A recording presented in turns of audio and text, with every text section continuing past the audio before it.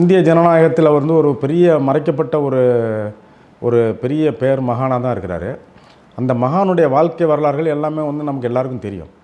ஆனால் அவர் 1923 அவருடைய problem of Indian rupees, இந்தியாவினுடைய நாணயத்தினுடைய பிரச்சனைகளும் அதுக்கு தீர்வுகளும் அதான் அவருடைய தீசிஸ், அவருடைய ஆய்வு.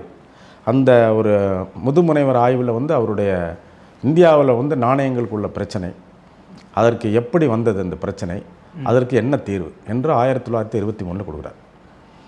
அந்த காலகட்டத்தில் அவர் ஒரு படிப்பாளி அளவு தான் தெரியுமே ஒழிய வேறு அவரை பற்றி தெரியாது யாருக்கும்.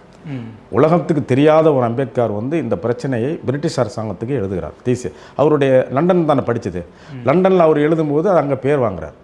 அப்போ இது என்ன செய்யலாம் அப்படிங்கும்போது அவருடைய தரவை எடுத்துக்கிட்டு 1926 ஹில்டன் ஒருத்தர், ஹில்டன் ஹில்டன் யூத் அப்படின்னு, ஹில்டன் யூத்துங்கிற ஒரு பெரிய பொருளாதார நிபுணரை இந்தியாவுக்கு அனுப்பிச்சு, இந்தியாவில் பொருளாதாரத்தினுடைய இந்த சிக்கல்களை தீர்க்கணும், இப்படி ஒரு ஆய்வுகள்லாம் வந்திருக்கு அப்படின்னு அம்பேத்கருடைய ஆய்வு முன்னாடி நிற்கிது. அப்போ அந்த ப்ராப்ளம், இந்திய நாணயத்தினுடைய பிரச்சனைகள் எங்கே ஆரம்பித்தது, அதை எவ்வாறு தீர்ப்பது, தீர்வு காண்பது எப்படி, அப்படிங்கிற ஒரு பெரிய இதுக்கு அந்த ஹில்டன் யூத் கமிஷன் 1926 23 அவருடைய பதிவுகள் வருது.